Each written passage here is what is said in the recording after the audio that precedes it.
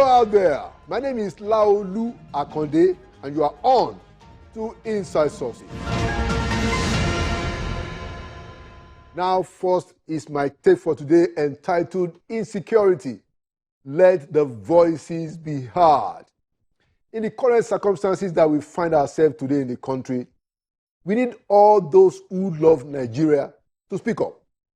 No need to wait until all there is to say will be lamentations. Don't let's wait for lamentations.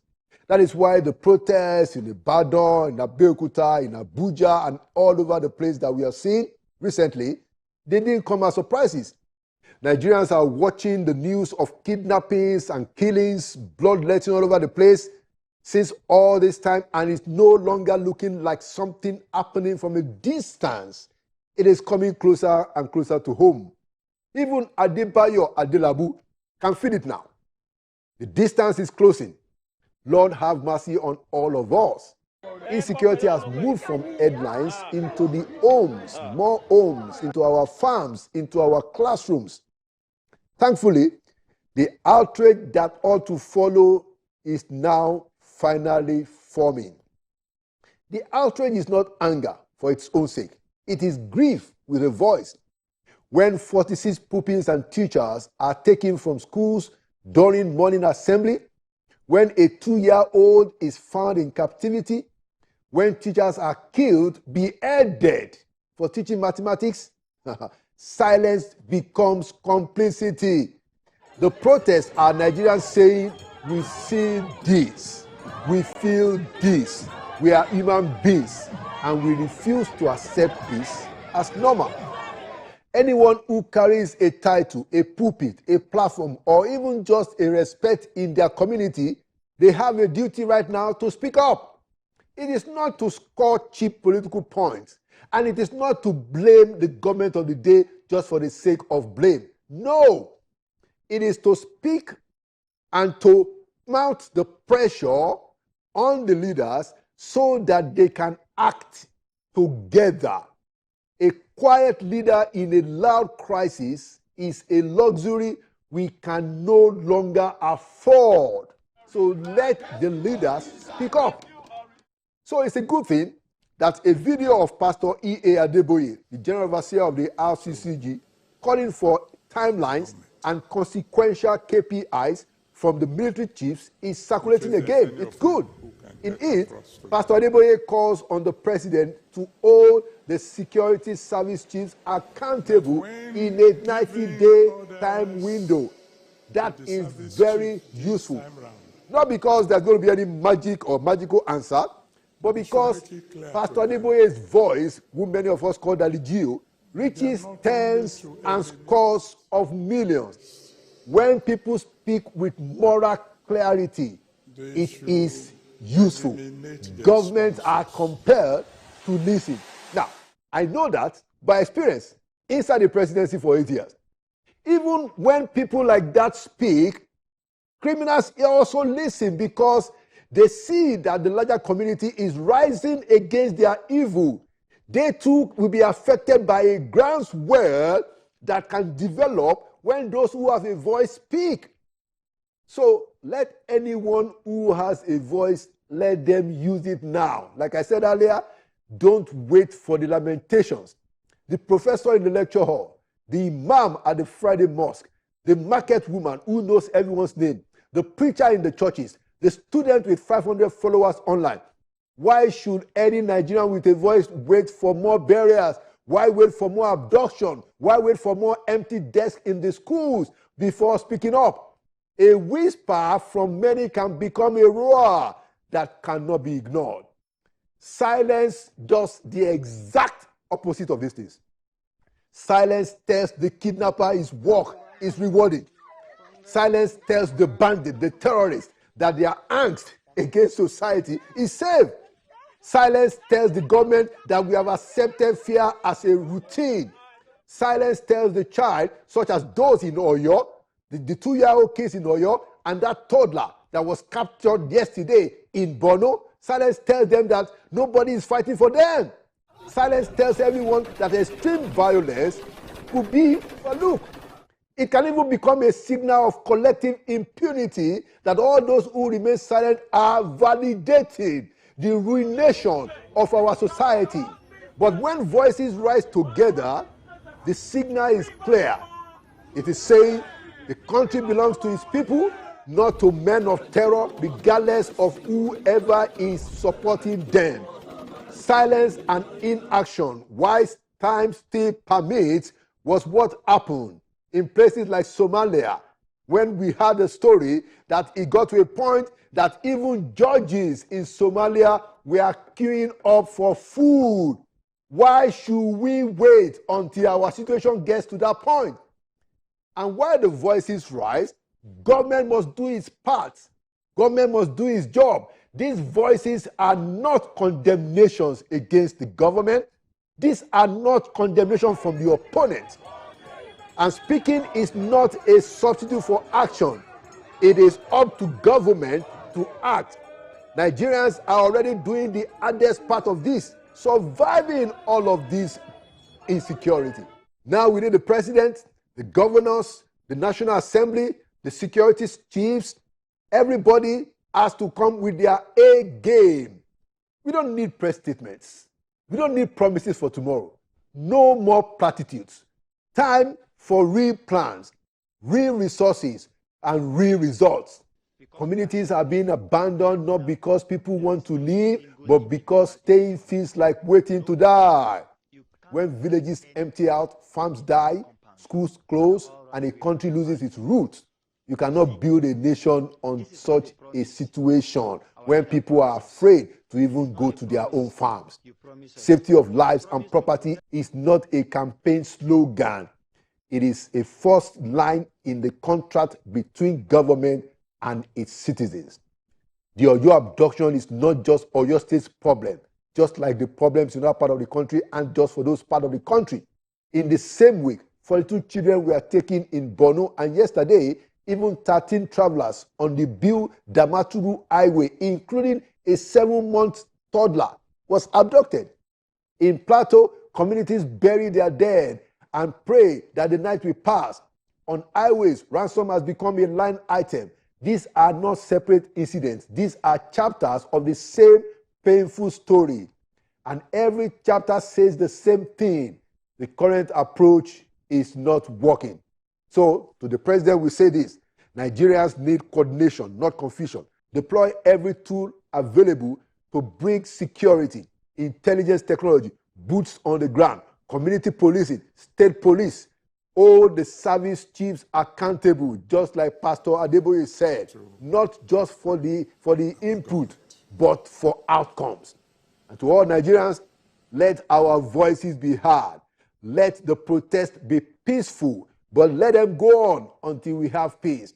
Let the prayers now follow, and let us be loud and honest.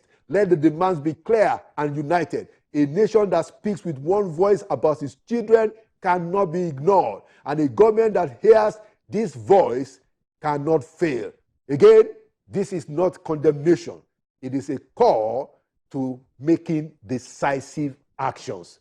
The desks are empty in the schools in Oyo, Ekiti, Borno, Zamfara, and so on and so forth. The voices must not. And there you have it. Inside Sources goes full blast after this.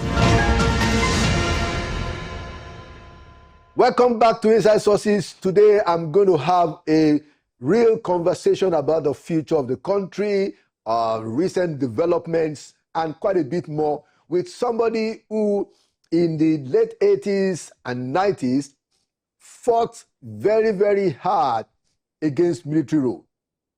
And then somebody who later went into politics to see what changes can be made.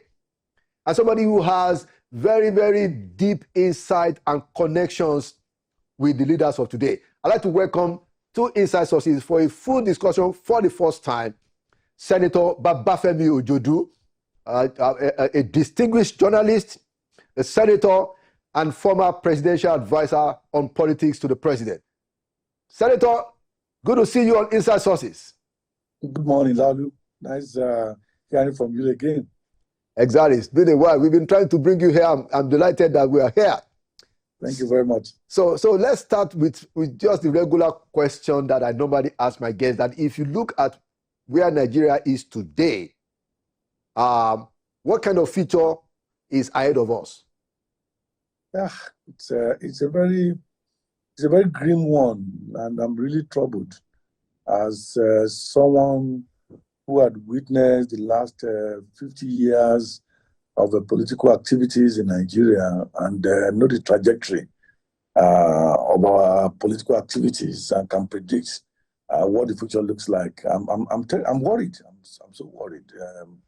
I won't lie to you. And for me, it has been very depressing, mainly because I've also participated. I've fought in the past. I've suffered. I've been an insider both at the legislative level and the executive level. And now standing back and watching what is happening today, for me, it's worrisome. Yeah. Mm. Yeah, and we're going to get into all of that, and just for the benefit of our viewers, let me set some context. Now, in 1993, five senior journalists started a news magazine that was quite formidable in the fight against military rule, called The News.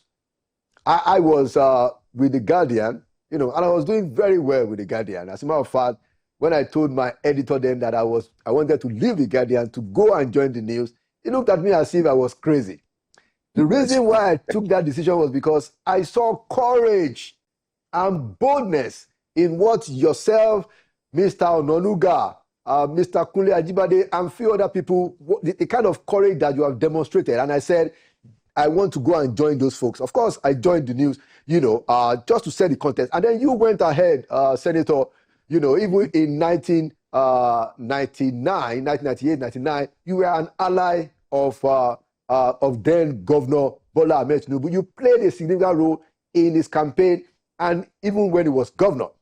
From there, you became involved in politics yourself. You ran for governor in Ekiti State, became a senator, and then, of course, you also served. So now, I want to ask you this question. The Nigeria that we have today, the quote-unquote democracy that we have today, is that what you were fighting for in the late 80s and the 90s? No, certainly not. Certainly not. We had military men who rode roughshod over everyone. There was a lack of transparency. There was corruption. The institutions were not primed to serve the interests of the people, and that was why we rose up and took all the risk we took, and to come, to where we are, that is to achieve democracy. But unfortunately, not only is it that we have what we have then now, but nobody's even giving the fight. Nobody's giving a thought. Things are just going on as if nothing is wrong. That, for me, as I said earlier on, is very worrisome. When you look at the state of the judiciary today, I mean, it's a far cry from what it was then. When you look at the legislative and compare it to what we had under Obasanjo, who was even a military man, this is a far cry. When you look at the Electoral Commission, at least there was a pretense then to be independent and to be free, but now it's not so. And when you look at the way public officials are carrying themselves as if they are lord of the manor, as if they are military men, then again, the lack of temperance, the lack of concern about the plight of citizens, and the insecurity, the economic situation, the immorality across board, the lack of hope, that engulf everywhere. All of us should be worried, and people are disturbed. People are afraid. People don't even know what tomorrow portends, and these issues are not being addressed in a manner that could give hope to people. And that's a major problem.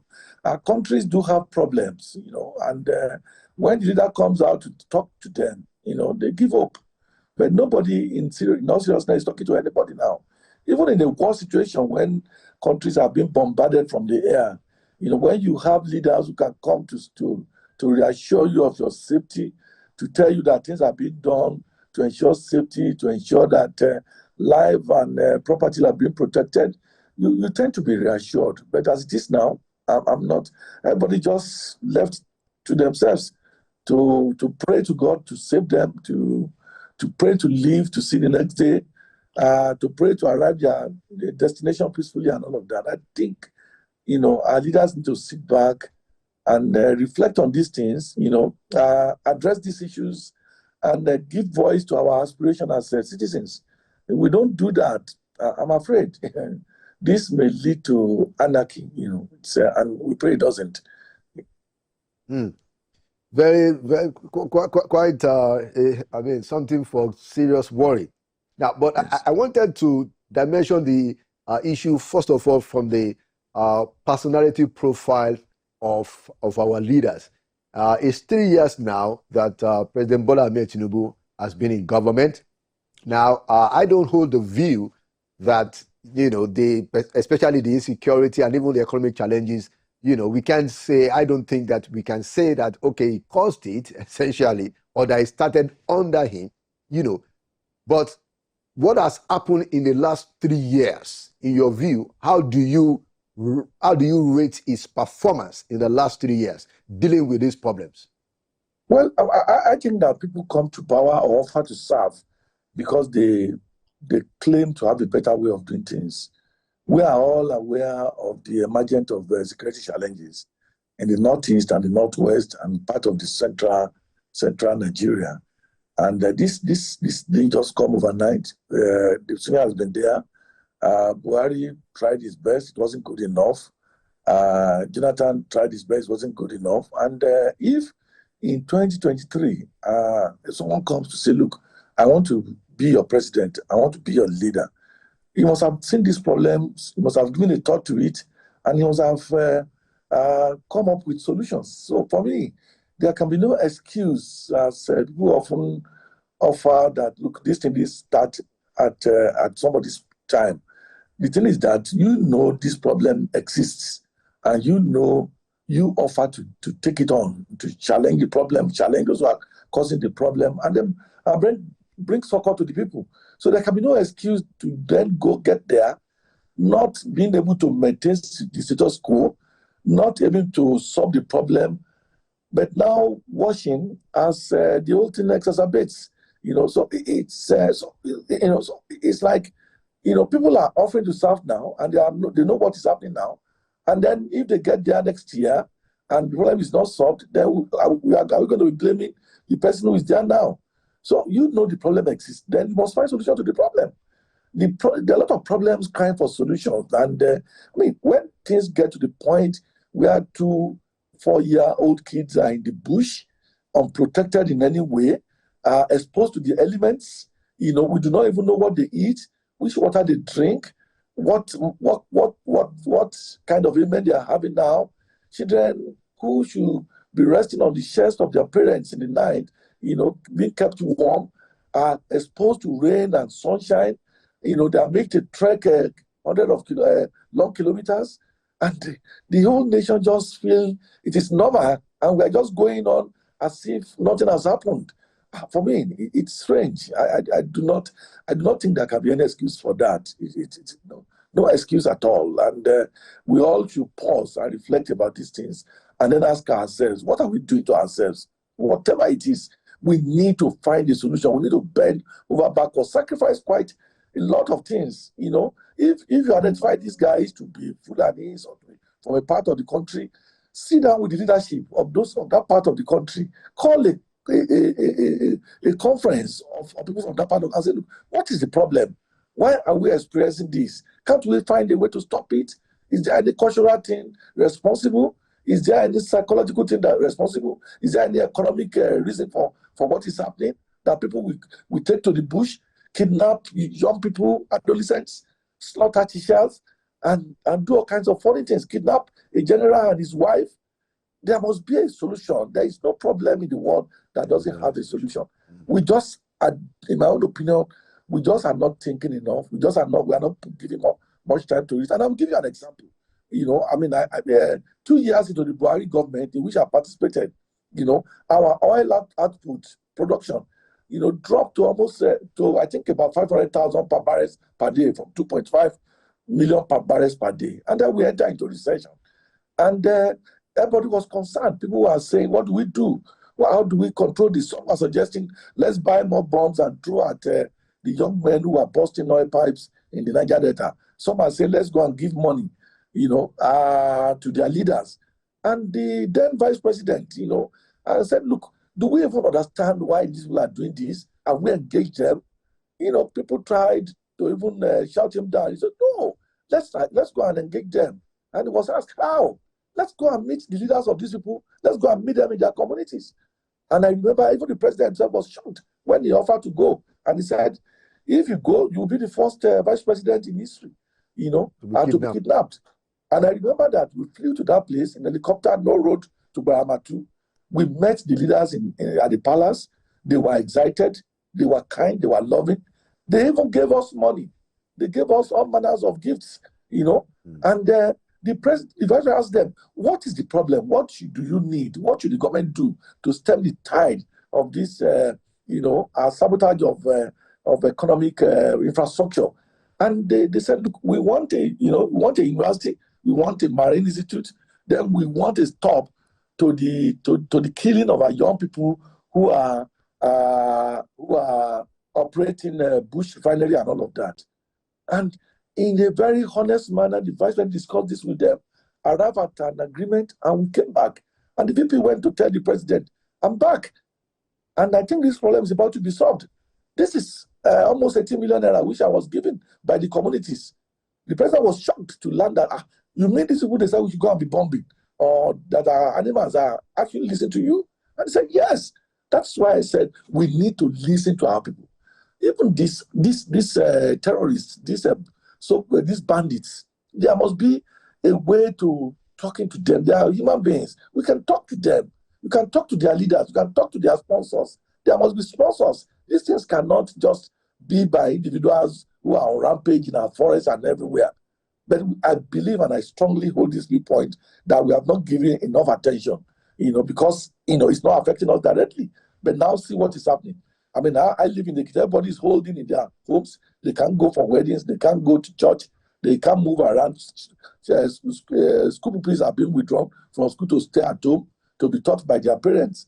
This thing is not just going to affect our present. It's going to affect our future. I was at a school where I was given an award a couple of days ago, and it was marking its 6 years of existence. And in the opening remark, the principal said, she and the students and the entire staff are enveloped, by fear every day. They are always praying and asking God to quickly save them till it is 2 p.m. so that the children can go back home to their parents. How can you learn in an atmosphere of fear? We are complaining about ignorance. We are complaining about illiteracy. Now, there's a situation that's even going to make us more ignorant and more illiterate. When people can no longer go to school, and where they go to school, they are not able to learn because they are afraid. So where lies the solution to our future problems? Leadership is about solving problems. I'm not saying they are not doing, but you see, if you are working and solutions are not coming, then that means you are not doing enough. Everybody should. This is an emergency. The president should declare an emergency so that every official, everybody that he could mobilize is mobilized, to address the situation. By now, I would have thought, particularly in the Southwest where, people, where this thing happened recently, all the traditional rulers should have met and find a way, a commitment to solving these problems. NGOs will have met, all manners of organizations will have come together and say, look, this must not happen. Same thing should have happened in the North. If the outrage is nationwide and if the government is, began to address these problems in a serious manner, yeah, solution will definitely come. But I'm sorry to say, and I'm not trying to criticize anybody.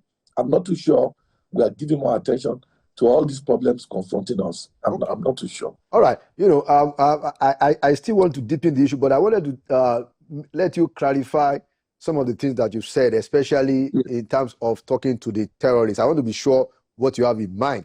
Now, do you think that the situation that we had in Niger Delta is the same as we have the terrorists? Because, I want to be sure that you are not saying that we should, because what we have seen with the terrorists is paying them ransom, negotiating from a point of weakness. Please, can you clarify? Are you saying that we should go and negotiate with the terrorists? I wanted to clarify your point. Well, in situations like this, it's about carrot and stick. First of all, we need to even understand why things are like this. Nigeria was never like this. Why do we now suddenly have young men bearing arms, going into the forest, stay on highways, kidnapping people, and being unfeeling, uncaring, inhuman? I mean, you need to see the video of the teacher that was slaughtered. I saw that thing and I started crying. What has driven people to that extent to commit such a crime? We need to find out. I'm saying that, look, these people are from somewhere. These people belong to a particular ethnic group. If it is true that, I personally think that criminals are available in all parts of the country, in all the ethnic groups of the country, But if we have profiled, these people to be from a particular kind of the country, they have leaders, they have communities, they have people who understand their language and their culture. People then can be spoken to and say, look, let us address this problem. How do we get this done with? Why then you are taking the military, so we are looking at military solutions and all of that. Reach out, discuss these problems, and let us find solutions. As I said, it should be about carrot and stick. And if you look at crises all over the world, a time was in Latin America, in Colombia, in wherever, when we had this kind of situations. And we even tried to, reach out to those countries. How do you manage in Mexico, to defeat all these gangs, all these mafia groups that were slaughtering people on the street, that were bombing cars on the street, that were doing all kinds of things. We need to learn from the experience of the rest of the world. And we reached out to Italy. How did you defeat the Red Brigade in Italy? Have you reached out to France, and all of that countries that have experienced this in the past? These are things I'm talking about. We need to benefit from the experience of others. We need to reach out to the grassroots to learn. Human beings are behind these things, for God's sake. Our intelligence also need to provide us evidence and, let us know exactly those who are. I mean, the president must be well informed about this situation. If we are not capable, if the local intelligence is not good enough, let's also reach out to foreign intelligence to assist us in unraveling the cause of this problem, those behind it, and what could be done, to see an end to it. Okay. It's getting too late. It is. My fear is this, and my fear is that I'm very serious about it. The other time I read a story about a militant group in the southwest being given the go-ahead to go and fight in the bush and solve this problem. Do you know what those things can become? Do you know that we could? That is where warlordism starts, and then the government, the people in the southwest, not be able to control that. They think they are powerful. They cannot go from home to go and attack those they call their own, their private personal enemies, those who they want to dispose of their lands, of their homes, and then we now go back into another round of problems. I mean, I do not think when you have soldiers, you have intelligence agencies, you have the police, you have a civil defense, and you are not going to empower people who are not trained essentially to do that job, to go and do those things. How do you monitor them? Where is the command and control of such a group? So, let us all appeal to the president and his men that much still needed to be done to solve the problem that is facing Nigeria today. Absolutely. So, we are talking about people, and thank you for that clarification, Yes. the most distinguished. We're talking about people that you and I know fairly well. As a matter of fact, you know them even much more. Now, Yes. so that's why I want to ask you this question. Yes. What I have seen is that, so we have a guy, President Bola Ahmed Tinubu, who had always wanted to be president. Okay? Yes. You were on his campaign as governor. You helped him set up his government in Lagos State and all of that. Yes. Yes. And he had one of the most formidable cabinet, across the country between 1999 and 2007. Yes. I think that he did that well, okay? But now that he's playing the biggest role of his life as president, I have not seen a replication of that caliber. And it is my view that is a big problem, that this man wanted to play World Cup. He got qualified to play World Cup, and he's using the third 11, fourth 11. What's your view? How do you read this, Senator? Thank you very much. That was what the past that you referred to was eons ago. And a lot of water has passed under the bridge since then. I think you should just allow me to leave it at that. Reason being that I had, from the onset, said I was not going to be part of the government. And I do not want anybody to begin to say that I wasn't, that I'm not being objective about this. But I can, as I said, I also do not want to, these days, you say something in a context. Somebody will extract it and go and use it for his or her own purpose. And that's why I'm being extremely careful about praising the past or condemning the present. Let's just say something just is not right somewhere. And maybe we need political analysts, we need philosophers, we need sociologists, we need psychologists to help us come together and tell us why the present is different from the past.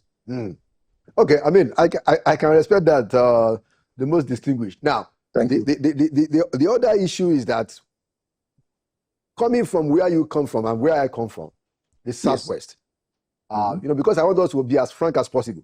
Now, if you look at the history of the country, they say, the Southwest, we are the most articulate. Whenever there's a problem, we come up with solutions. And good thing, we also have some pedigree in our history. You have the sage, Babafemi, who everybody clearly, concede should have been a president at some point. He is the most successful public administrator in Nigeria. His legacies are still on the ground up until now.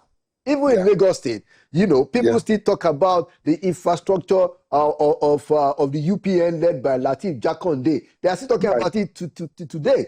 So those of us from the Southwest, we come with a lot of these credentials. If a president from the Southwest is not able to sort out Nigeria, what does that do to that credibility of the Southwest, Senator? Yeah, thank you, Laulu. I'm confounded and most often embarrassed that yes, now it's turned, so-called, and things are the way it is now.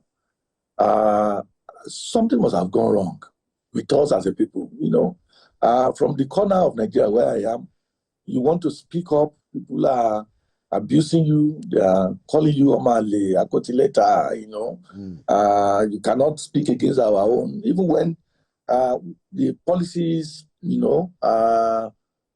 enunciated by our own is destroying your life.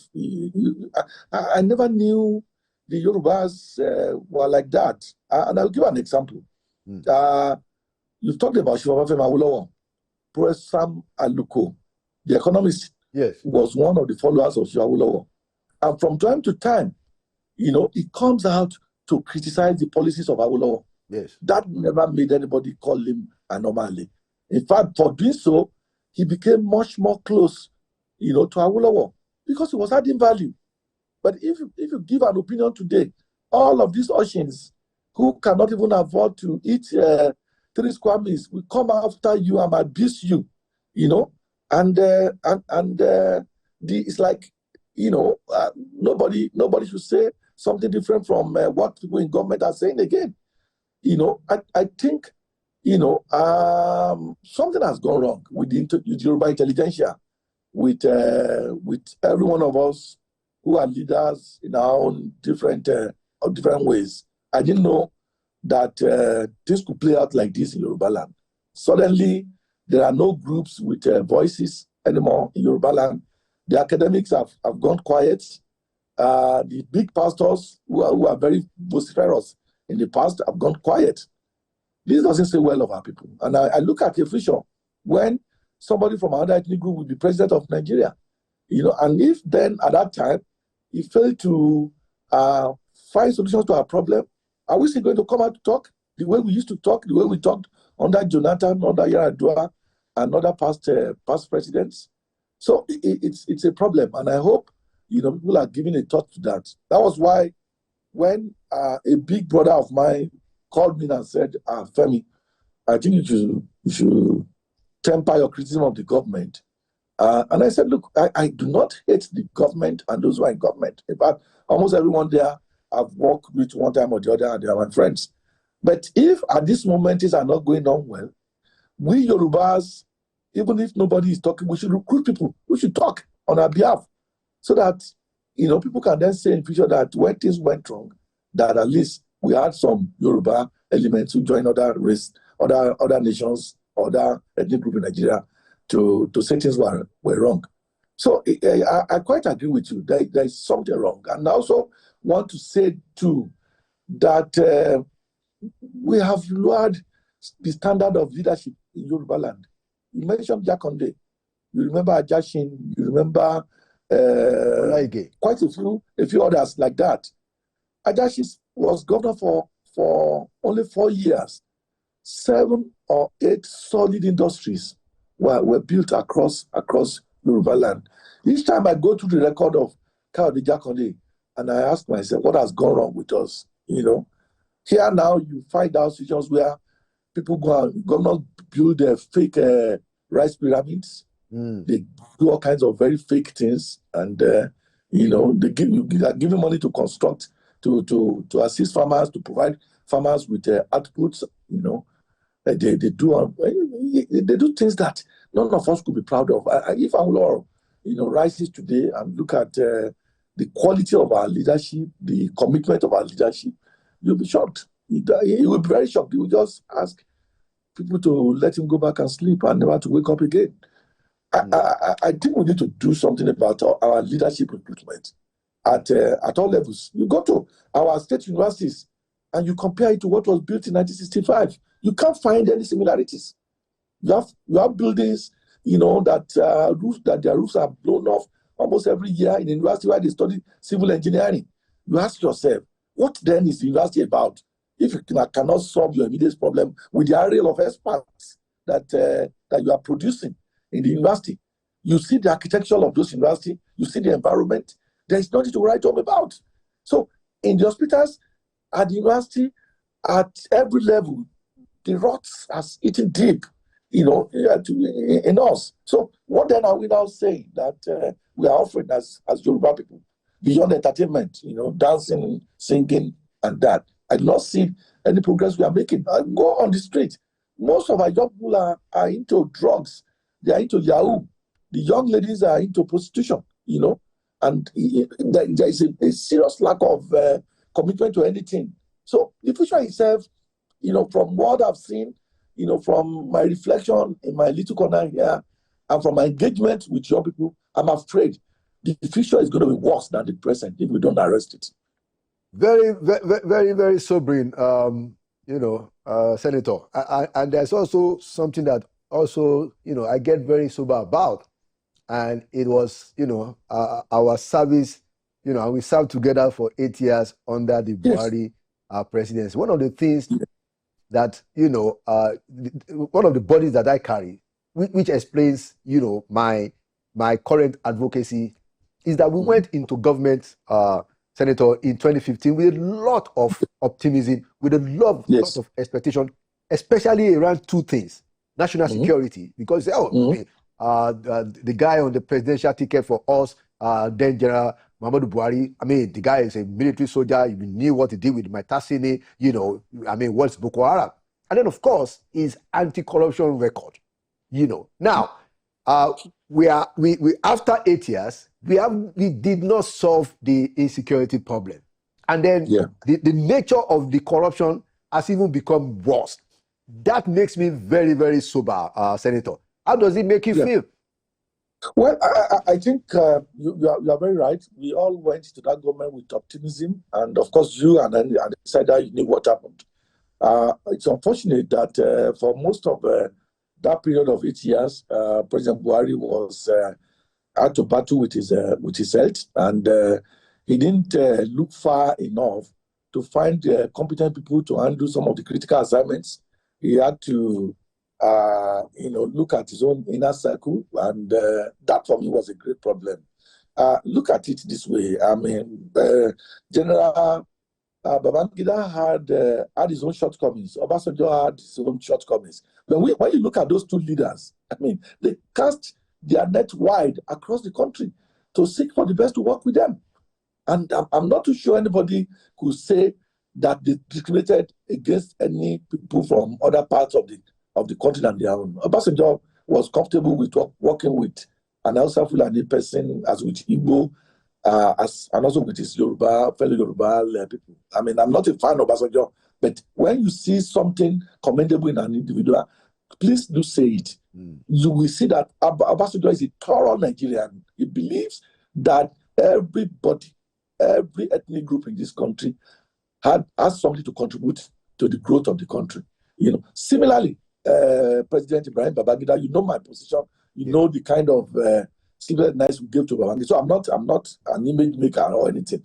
He went wrong in some areas, but again, each time I go back and look at the appointments made by these people, they search for the best.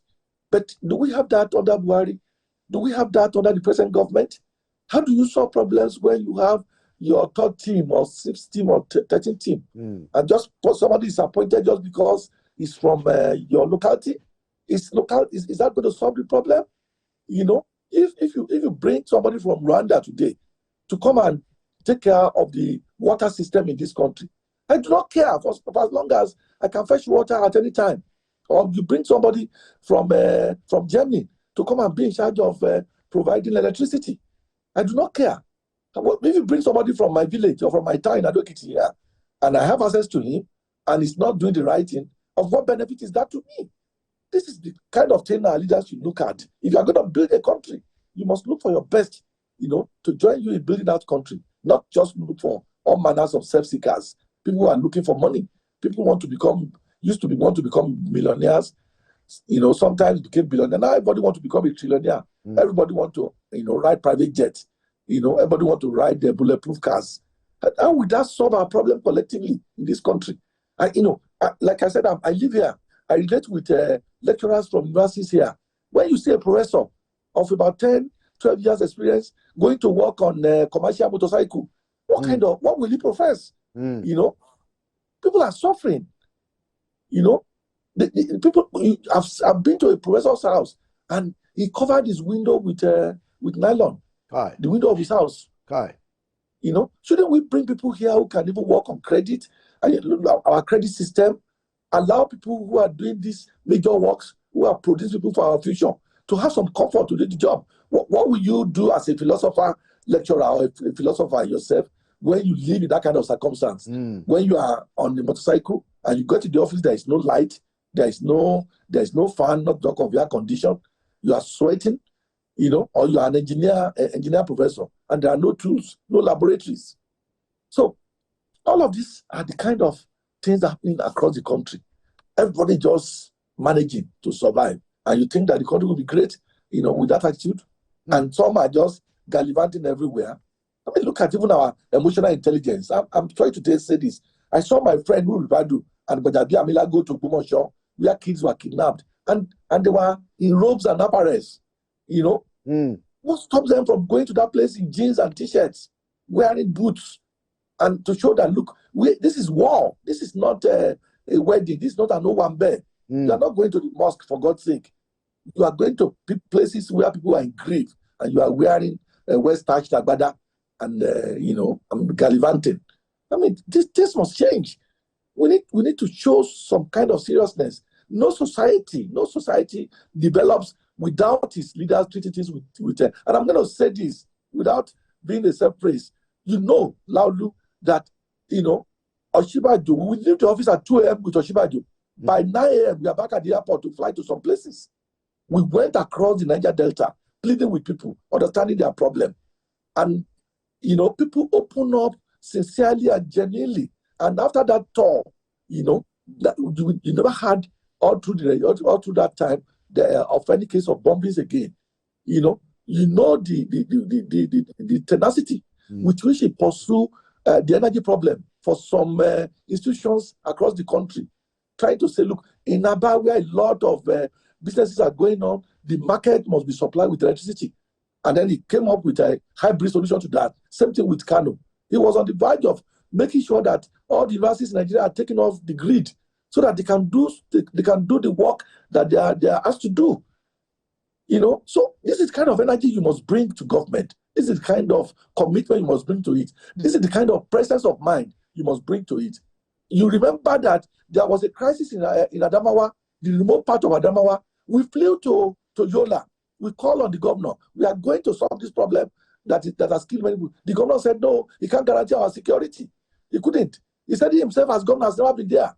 He was trying to advise the vice president to go there. We said we're going there. Mm-hmm. Why were we elected? Why were we appointed if we can't go and solve problems?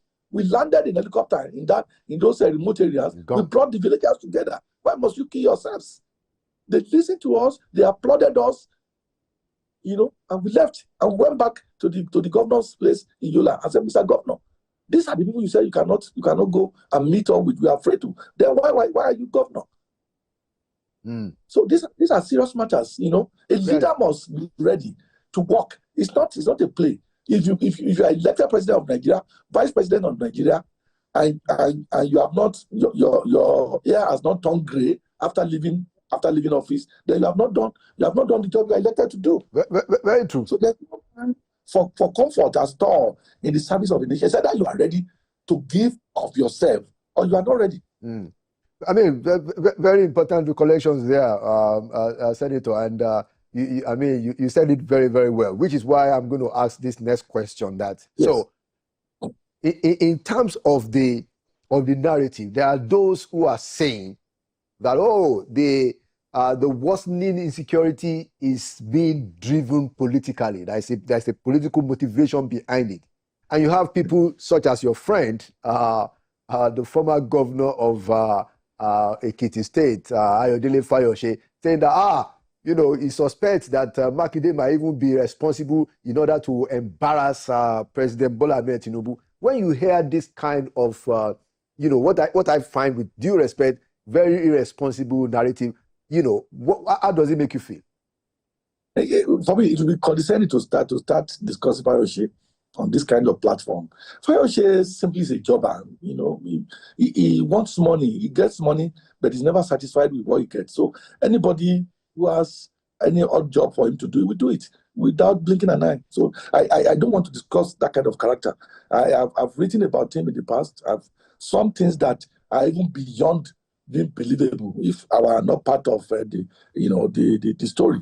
I've written about him, and I'm still going to write more. But let's just loudly leave it that way, that Nigerians should just ignore this guy. He's simply a political contractor who is doing the job that he has been hired to do by some elements in the government. Okay. Yeah. So as we begin to wrap up, we probably have another 5 to 7 minutes. I want you to talk about what seems to be the shape of what is coming. Now, I haven't seen, from the array of our politicians of today, I haven't seen, and I think you alluded to it, that sense of seriousness to deal with the problems of the day.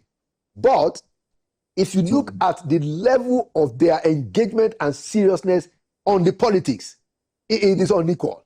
It's unmatched. People take their job security, and I think somebody, Mr. Adegoke, wrote this in the cable, that Nigerian politicians, they think more about their own job security than national security. But I wanted to ask you that what do you see, at the time when the country is going through this kind of deepening, worsening insecurity? We have not seen from all politicians, well, a cross array, don't let's say everyone. We haven't seen from a cross section of politicians that level of seriousness to deal with the problem. And so we are going into an election and all these problems are there, and politicians are behaving as if they don't exist. Well, it's about it's about a kind of degeneracy in our society and our political system. What is important to you is what you pay attention to. In the locality where I am here, when locals tell you know politics, that means you are deceitful, you are dishonest, and you are in politics to just make money. When they say you don't know politics, that is when when they know you are talking of principle, about service to the community and all of that. So the same thing exists, even at the national level. The definition of politics has changed. I'm just going to plead with our brother, the president, free up the political space. Let people compete, and if you are going to do a second time, you are going to do a second time. If God has, ordained you to do a second time, you will do a second time. But to work as if it should be only our party alone that can go into an election and to do things that give the people that kind of impression is dangerous for the body politic of this country. Now we have security issues, and we have elements who are involved with these security issues. When politicians think that they have no hope, when they think that there is no freedom or free atmosphere for them to also seek and attain power, if then they go and join hands with bandits and criminals, that portends danger for the society. And that's what I've just said. A lot of the noise and the cries and the crisis we are having now, though I do not have solid intelligence to suggest that, could also be part of the fact that many politicians are getting frustrated, and they are feeling that the door of democracy is being shut against them, and they are looking for alternatives to get to power. So I think we need to free up the environment. Let anybody want to contest. Let INEC be free and fair in the way it conducts elections. Let the judiciary not think about, serving the president of today. Let them not think about what comes to their bank account. Let them give judgment the way judgment is should be given. Let them give justice, not just judgment. And let us improve. Let us build our institutions to sustain democracy. The way it is now, we seem to have ruptured and destroyed all of the organ of democracy in this country. And that, for me, is portends danger. I agree. And I hope that, we can raise our voices, to say that, look, that there has to be a minimum, there must be a competition. But final question. Now, so the main opposition party in the country today is ADC, African Democratic Congress, and they have nominated a northerner to run. So I want to ask you two questions. Are we now going back to North and South, North versus South politics? And then what do you think about the rotation principle? Is this something that we ought to maintain, or have we gotten to the point where we should care less? Final question. Honestly, I'll be working against my own principles if at this age of mine, the governance of a country, will be determined by rotational or by ethnic or regional considerations. Honestly, as I said earlier on, Laulu, whoever can solve the problems of this country, wherever it comes from, I don't care. We are talking of serious problems. Obasanjo was there. Did he favor the Yoruba people? Is Tinubu not there now? Am I able to buy fuel at affordable cost? Am I able to sleep? Am I able to sleep for 8 hours without fear? Am I able to drive on the road? It's not about who is there, where he comes from. What? No, it's about who is there. Who is there should be decided by competence, by dedication, by seriousness. Not about where you were born. If somebody comes, is my brother, and he becomes president of this country, and I have problems that he cannot solve, of what benefit is that to me? But of what benefit is that to me? The problem, Senator, is that the people that are being paraded, these are not new faces. These are the same old who have gone at the problem and worsened it. I'm not making a case for people who are offering to take over power from the president. No, of course, if I believe in them, I probably would have gone to join them so that we could rescue this country. But I do not. I will tell you. The other day, I saw the story by Babashir, why he left ADC, and I laughed. Babashir, we were together in government. The kind of character he is. The first time when I was appointed special advisor, I went to his office to go and report to him and tell him. And I, having known him for years, I sat down in front of him, said, "Get up. Who do you think? We are friends. I'm not your boss. You can't come to my office and sit down." And I walked out of his office and I never went back to him again. So, all right, thank you so much, my brother and former boss. Thank you for the courage of your convictions and the service that you've rendered in this country, both in and outside of government. And thank you also for coming to Inside Sources. Thank you very much, Nadu. All the best. Thank you so much. Yeah. Okay. And there you have it, another edition of Inside Sources. Like we always say, Nigeria will prevail. It means Nigeria will win because we keep on at the major issues in parts. Thank you for watching. My name is Laolu Akonde. And by the grace of God, I'll see you on the Sunday edition.